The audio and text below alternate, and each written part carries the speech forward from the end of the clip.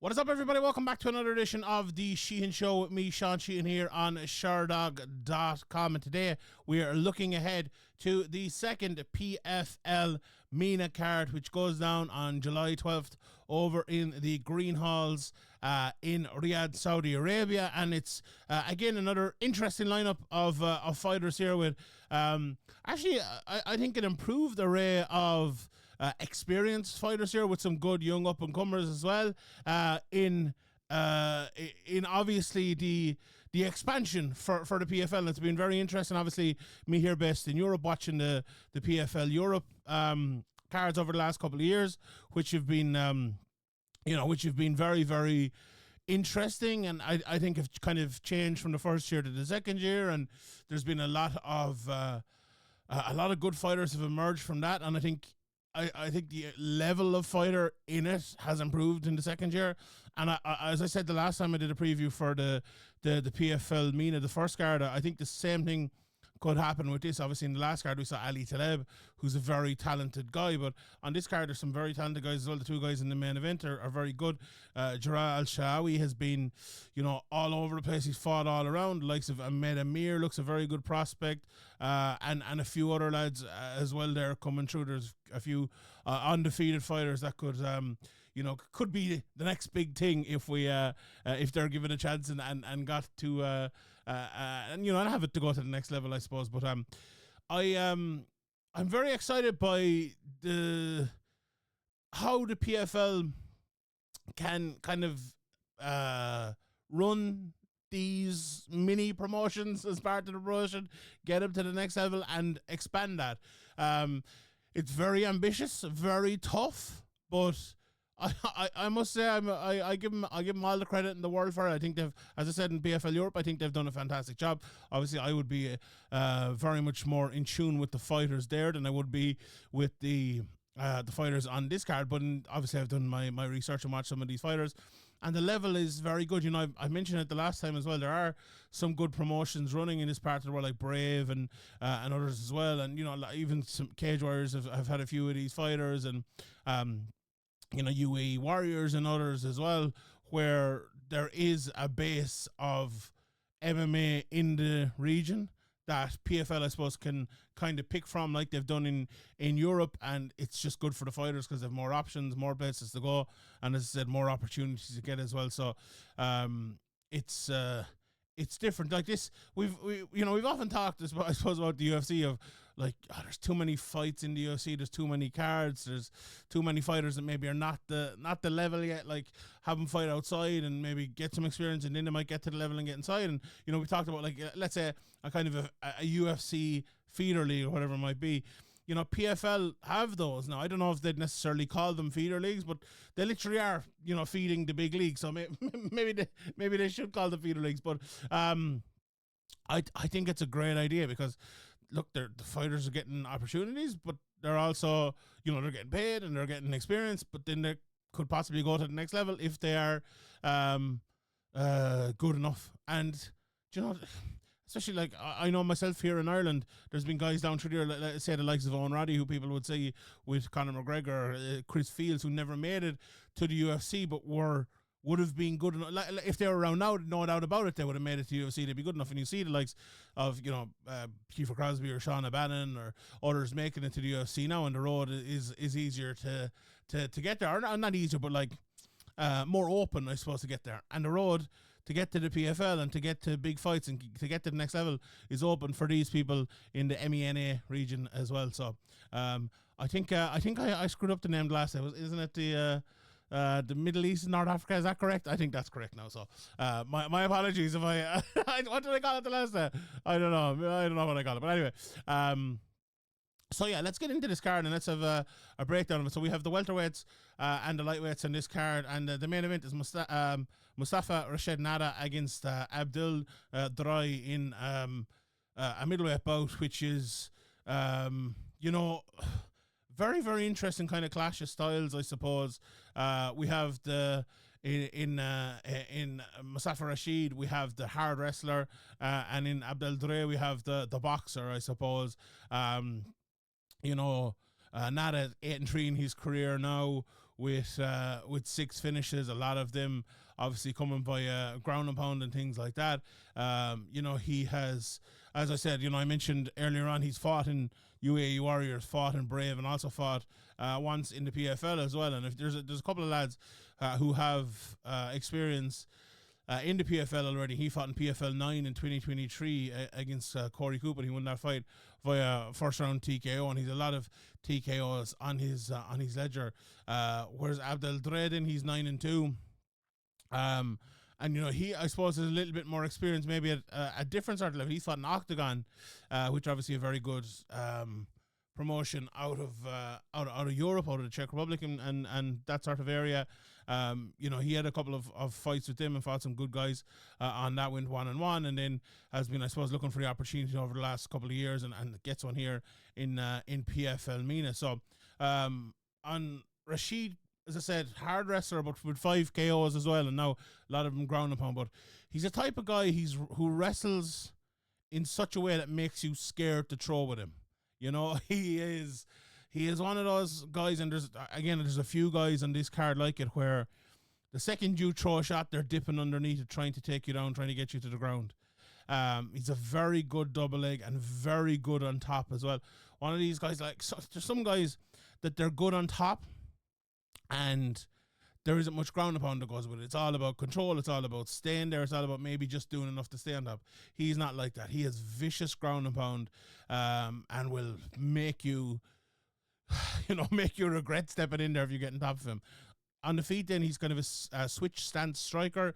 Doesn't throw too much, but he throws lovely hard body kicks. He has this kind of open boxing stance, and he kind of reaches in with these shots.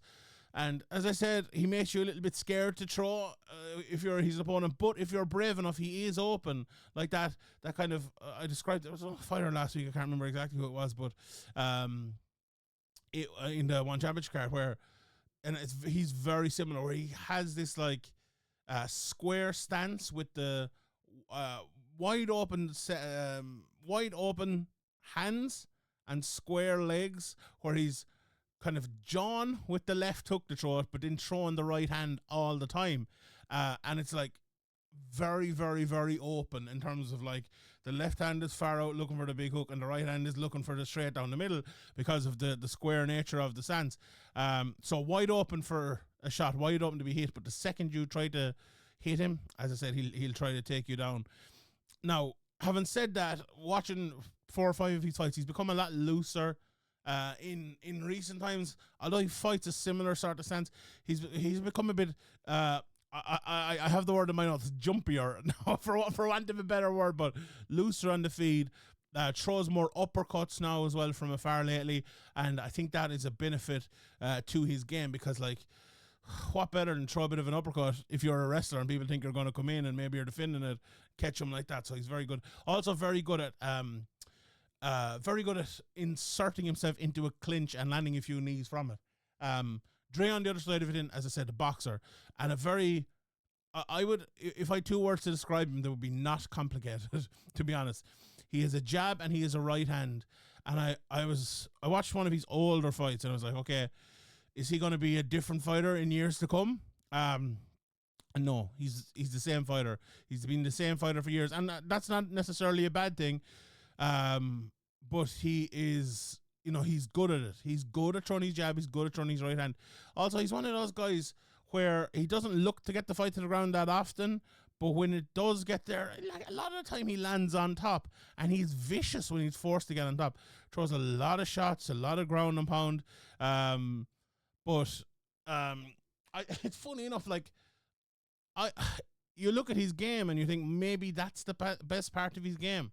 If he was more of a wrestler, wanted to get the fight to the ground more, it'd probably benefit him, because he's so good at ground and pounding lads out there, so good in that position. Now, against Mustafa Rashid, maybe, and he's very good also at almost getting taken down but landing on top.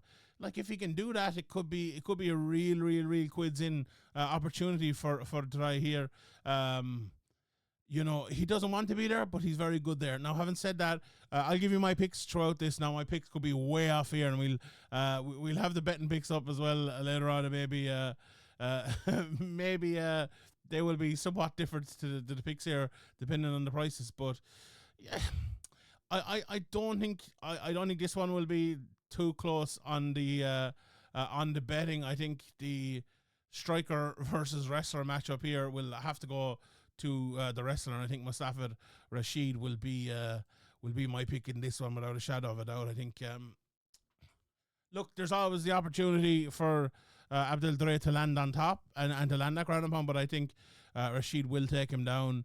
I think that double leg will work for him at some stage, and I think he will land when he gets there as well. So, very, very interesting fight, and one I'm massively looking forward to. Right, let's move to the welterweights, and Jalal Al-Shawi against Ahmed Sami. You know, you could argue that Jalal Al-Shawi is the standout fighter, I suppose, in this PFL MENA. He's 19-6 with 12 finishes, 32 years of age, fighting out of Jordan and Amman.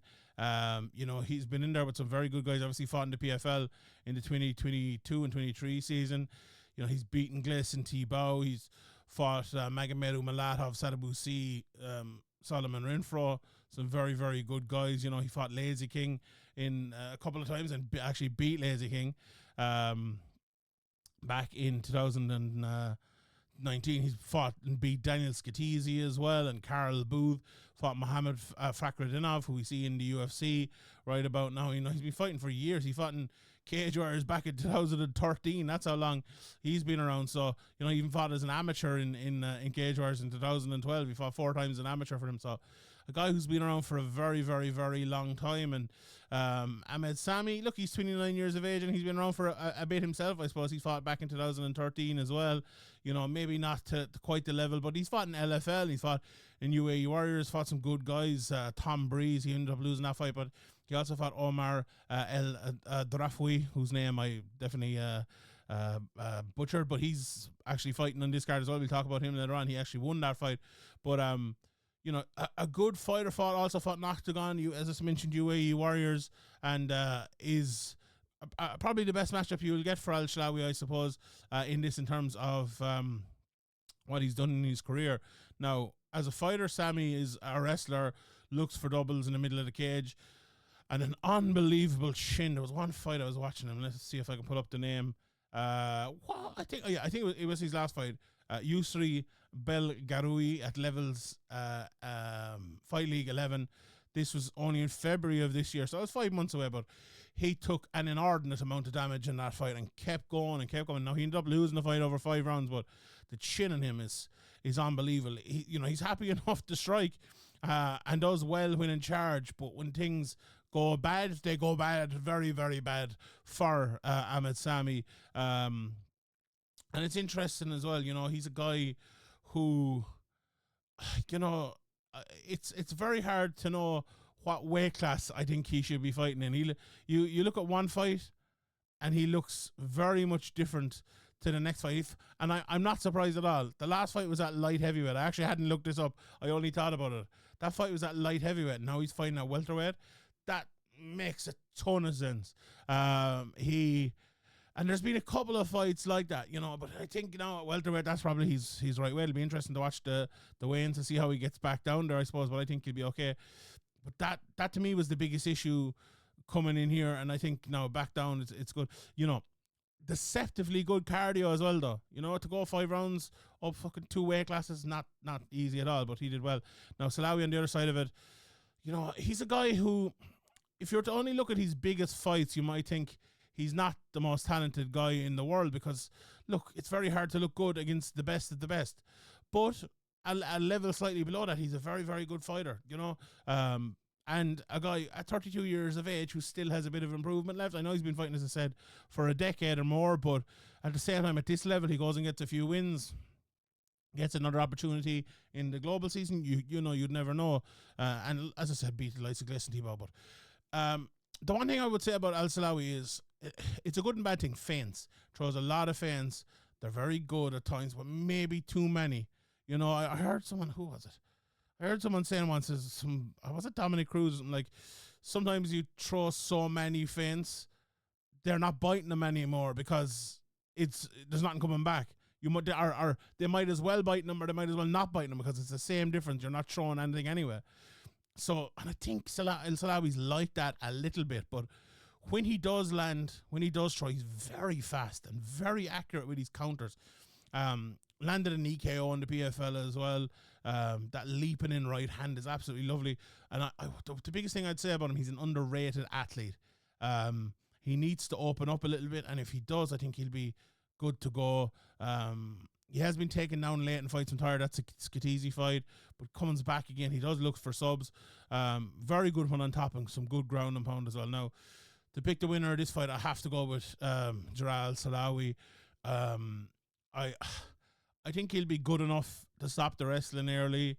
I think Sami is the type of guy who will trade with him. He will try to wrestle him, but I think he will trade with him as well. And I think that if Al-Salawi realizes that he has an advantage there, because sometimes he doesn't. I think he look, and this is a compliment, but he pays a lot of respect to his opponents. But he needs to maybe show a little bit less respect at times, I think, and go for it and throw these shots. I think if he does that, I think he'll win. I would look, based on both of their skill sets, I'd pick Jalal Salawi to get the knockout. But Sami is as tough as they come. You know, he's been knocked out once in his career, you know, against Aamir Fazley, who's a very, very good fighter. Is he on this card as well, or is he on Undercard? I think he might be. We'll talk about him later on if he is. I have so many names, I forget who I'm talking about. But yeah, it'll be tough. It'll be tough to see him finish, but it could very well happen. But yeah, the pick there is definitely Jalal Al-Shawi. Next fight in the welterweight division as well, Badruddin Diani against Aamir Fazley, who I was just talking about. 7-3 for Diani, and 6-1 for Fazley. Obviously, Diani has 4 finishes in there, fighting out of Morocco. So that's Morocco's not Africa, isn't it? Yeah, it is, I believe. Yeah, so you know, he's a lot of experience at a good level. He's fought almost all of his fights in UAE Warriors, and you know, not really, I suppose, been in there against a lot of the names you would know. He fought against Juicy Garoui, who I just mentioned, is a very good fighter over there, but maybe not the standout names. Islam Saeed is a good fighter. He fought in his last fight and he won that fight, but you know, Fazley, I suppose, has a couple more. He has you know, Ahmed Sami in there, but he himself as well. Obviously, look, you're only 7 fights into your career. It's going to be tough, and you know, 6 of those fights obviously have been wins, and 5 of them have been finishes. So he's an exciting and very, very good fighter. He throws a lot of wheel kicks, spinning kicks to the body, head down, and leaps in with big jabs and right hands. And again, like one of the lads I mentioned there, he's not the most complicated fighter of all time. Is Fazley effective? And I think this will be an interesting fight because, or an exciting fight even, because Diani is a very exciting fighter, loose on the outside, fast and athletic. And when I was doing my research for both of these, this was the one that stood out to me as like, this is fight of the night written all over it. But I like both of them, but Diani is my type of fighter.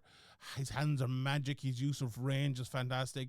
Catches people unawares with his speed. And but the biggest issue he has, right, his style is very, very hard to deal with. Now, you look at his losses, 2 of them have been TKO, ground and pound elbows. And you can guess what happened in those, you know, landed on the bottom and got beaten that way. But once the fight's on the feet, and you know what, I think against Fazley it probably will be, because he likes to fight on the feet as well. I think Diani is a rocket and a very, very good fighter. The only thing I would say is, like, 2 KOs in 10 fights. For a guy who fights the way he does, you think there would be more. So maybe there is a little bit, just a touch of a power deficiency with him.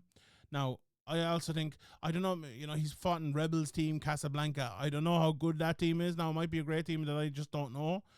But he's the type of guy, if he went to an AK or an ATT or something like that, I feel like they'd get a hold of him and make him a next level of fighter, because he's a great athlete, fast, and he has it all. I really, really, really rate him. Now, Aamir Fazley has I suppose, reached a higher level, so we'll see. But I think Fazley is probably the pick. I think he'd probably be the the favourite, but I'm going to go for Diani. It doesn't matter. I'm only going for my picks anyway. I could be wrong with all these. Please disregard all of them. But I like Diani, and I think I like the style, and I think he will win. Right, the next fight, and I believe there's an interview with this guy up on Sherdog already, maybe. Mohammed Al-Quar, I believe it's pronounced. We'll go with Mohammed against Yusuf Cuevas, 5-0 against 3-0. And I'll tell you what, both of these guys they're green enough now. They're green enough, but they're talented guys, and you could see both of them. You know, I'd love to see both of these guys in 4 or 5 years and see, I suppose, where they've gotten to. Because, first of all, Mohammed is a muscular man, but very kind of oddly shaped, and he has high hands and an odd stance and always moving. He's not your normal fighter. Like, he's not the type of guy you see every week. Not the easiest guy to prepare for. Not the easiest guy for people, I suppose, to look at and train and go, oh, I'll just do exactly what he does and we'll help you prepare for it. Very much not so. He's, like, as I said, always moving. Good trips, good ground and pound. As I said, good on the ground. His counter jab is probably one of his best shots, which is funny because we don't often see him a counter jab in mixed martial arts, and his front kick is very good as well, but he does get hit. Yusuf Cuevas then on the other side is not a whole lot of tape on him. He's only fought, as I said, 3 or 4 times. He fought in Bellator though, and that I saw that fight. Unbelievable power, so much so that Brian Miner was the referee in it, and he stopped it standing. And you know Brian's a great referee, and it was a good stoppage. But when someone gets stopped standing, it's a serious power, and he has that right hand is very, very, very good. Now, as I said, not much tape on him. That's basically the only tape I've seen on him. But he's coming out of, fighting out of Paris in France, and his opponent, Mathieu Duclas, who he fought in his last fight.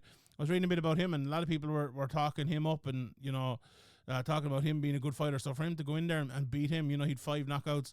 Actually, since that, he 2 wins before that, and has won 4 times since that, fighting in the Hexagon MMA promotion, which is a pretty good promotion. So to have that win in your ledger is very, very good. But he hasn't fought since then.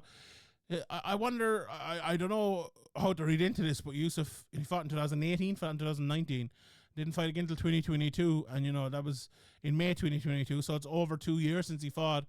It was 3 years since he fought before that, and then 6 or 7 months before that. So he's not the most active guy in the world, and you'd be thinking, like, is he going to be going to the next level, or he looks like, he might be doing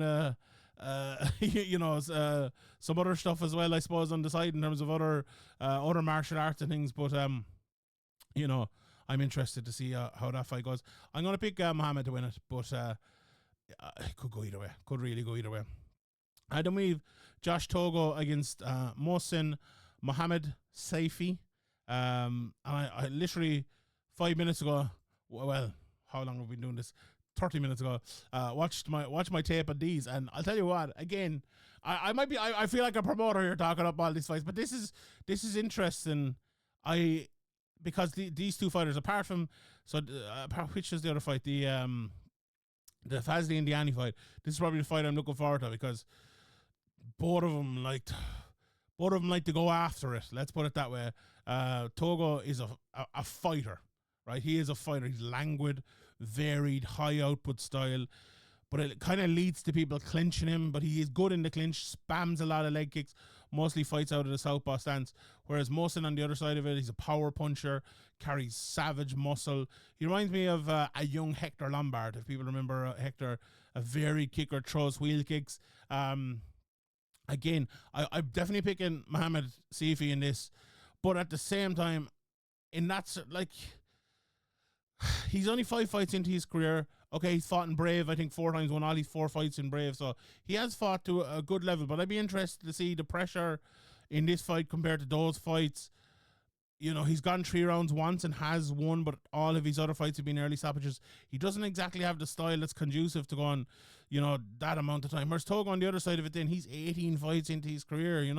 He has fought in lots of different places, in Eternal MMA, over in he's from Sydney, and he fights out of Australian top team, and he's been over in Brave and fought in UAE Warriors. He's he's fought Jamie Malarkey, who we know from the UFC, and some others as well. So this is a guy who, he did no contest against George Soteropoulos. I'm just seeing here that was an eye poke, no contest. So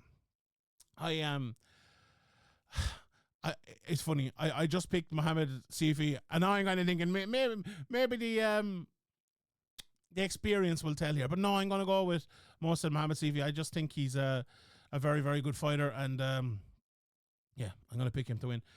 Right, one or two more fights here to look at, and I think we spoke earlier about Ahmed Aamir.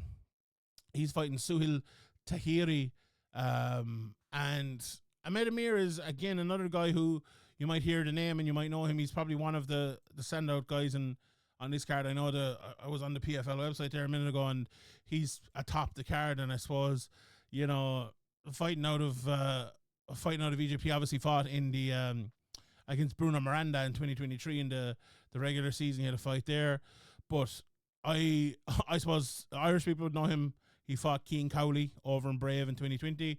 Fought in 2021 again, didn't fight until 2023, and now it's been over a year again since he's fought. But he did draw with Sam Patterson, who he knows in the UFC at the moment as well, and fought some very, very good guys throughout his career. Richie Martinez and others in there as well. So that 12-4-1 record is very much earned.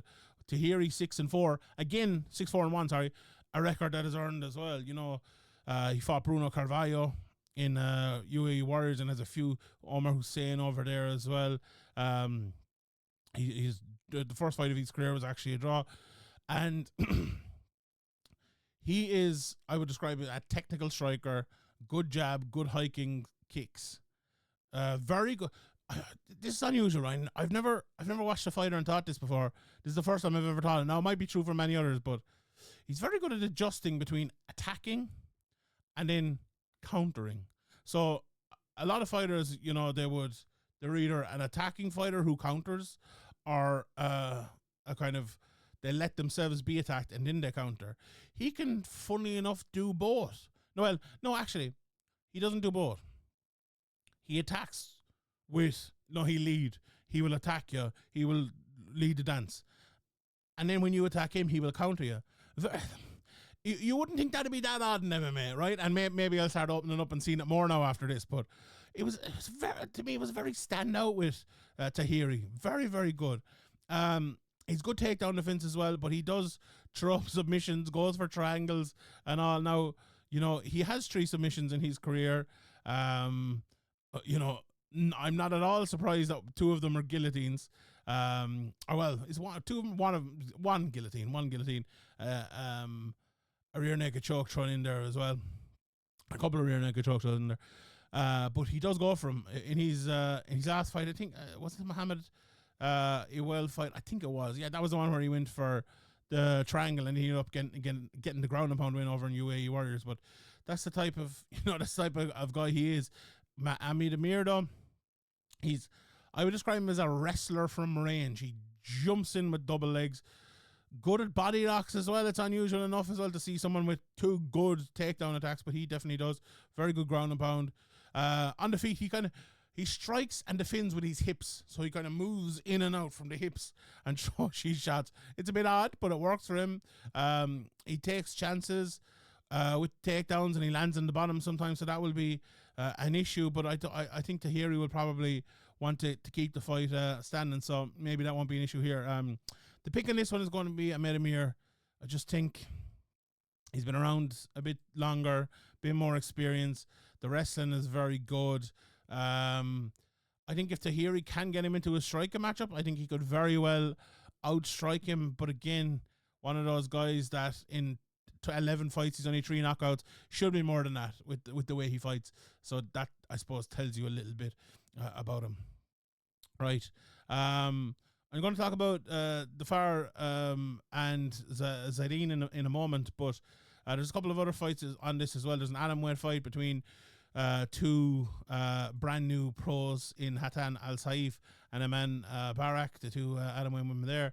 And then we have 5-0 Abdal Salim against Ogar Rijwani, who's 4-1. Salim is a jiu-jitsu artist, 4 submissions on his record, and 1 knockout in there as well. And his opponent has 4 wins and 4 finishes. Difficult to know. He's neither of them fought at the biggest level, I suppose. Salim has fought over in Shuto, all right, and I think he'll probably be my pick here. But at that stage of their careers, it's hard, I suppose, to tell. Then we have Abbas Khan in the lightweight division. Both of these fights in lightweight against George Eid, who's 8-4.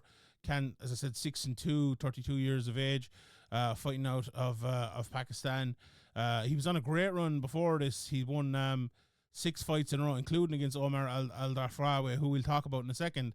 Lost his last fight, and he lost his first fight as well to Jan Lanis, who obviously we've seen in the UFC.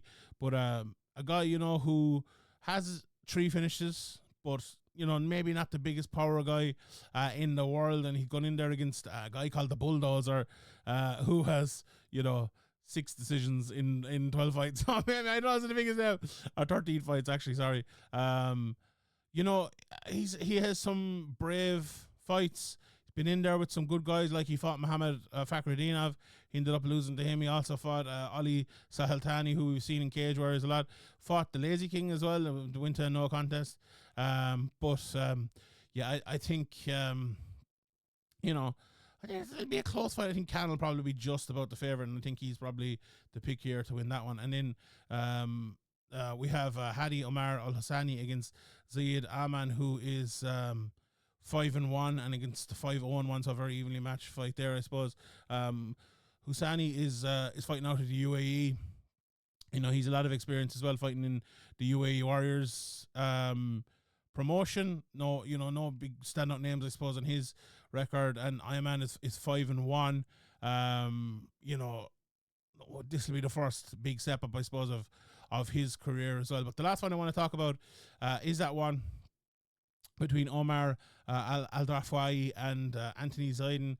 And again, 2 guys, who I suppose Omar 10-6, and his name has come up a lot today. He's fought a lot of people, but Anthony Zayden is an interesting guy. He reminds me a little bit of Reza Madadi. Doesn't throw a whole lot on the outside, but he has good head movement, looks for the big shot.